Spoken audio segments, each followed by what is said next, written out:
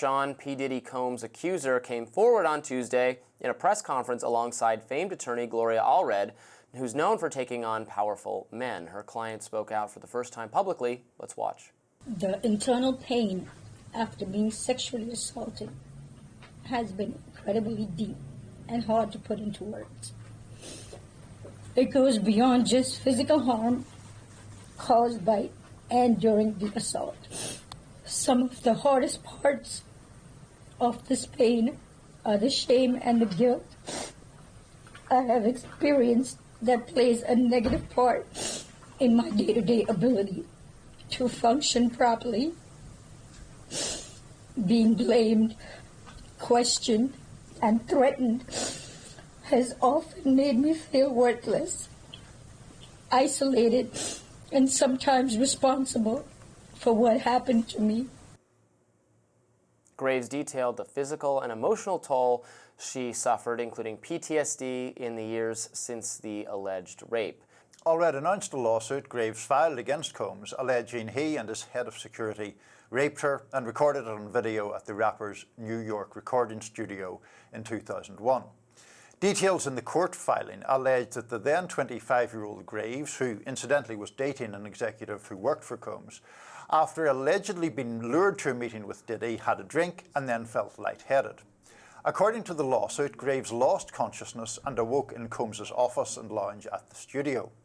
Combs and his bodyguard then allegedly raped her, slapped her, slammed her head against a pool table, and, she says, ignored her screams and cries for help. Adding to the fodder surrounding Combs' arrest, a number of music executives announced they will be stepping down. Sony Music Nashville chairman Randy Goodman announced he is retiring at the end of the year.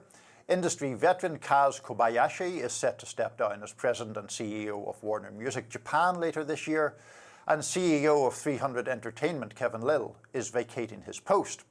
Meanwhile, News 4 New York reporter Melissa Russo found out that Combs and disgraced crypto CEO Sam Bankman-Fried are being held in the same block at the Brooklyn Detention Center.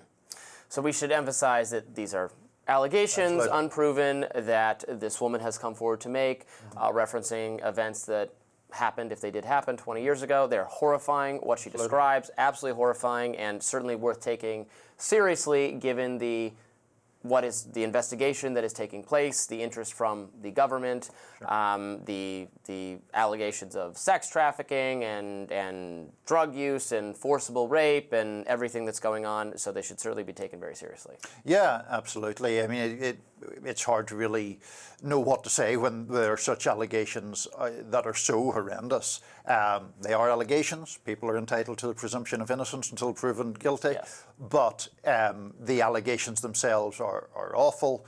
They seem to indicate, if true, blatant abuse of celebrity power, music industry power, the power of wealth, the power of fame, to allegedly abuse this woman in the most horrific way possible. What are we to make of these music industry retirements? Do you think that is connected? I don't know. I'm a little queasy about stating too much of a connection there. I mean, we'll see if more comes out. Yes, when people retire suddenly or unexpectedly, of course, that always causes some eyebrows to be raised. That said, I don't want to remotely get into the area of seeming to impute culpability or complicity simply because people happen to resign. At a certain time, they may have planned to resign anyway. Yeah, absolutely. I know people are going to be saying that it's linked and that this is, the Epstein moment for the music industry, that there was complicity and knowledge and participation, or at least awareness of what's going on, and that these people want to get out of any potential spotlight while they still can, because the lid is coming off now. We're going to be hearing so much more about people who were involved. I know there have been celebrities, Hollywood people who've been retreating from social media in the wake of some of this coming out. And people have been speaking up kind of in a muted, hesitant, semi-pronouncement sort of way for years, with Usher saying that he lost his virginity to a much older woman when he was underage while under Diddy's purview. There have been concerns about what Justin Bieber went through while under Diddy's influence.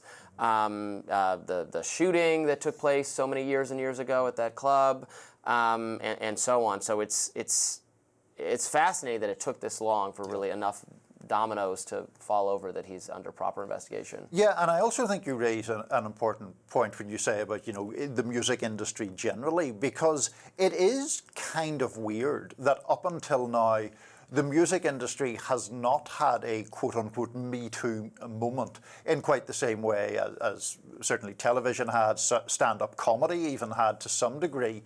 And, without pointing the finger at any particular artist or anything like that, it would be unlikely to me that the music industry hasn't produced a significant share of either outright predators or people who have engaged in fairly questionable behaviour with people of the opposite sex or the same sex. And the fact that that has not really been subject to the same kind of scrutiny is unusual, and perhaps that is changing. We'll be back with more Rising right after this.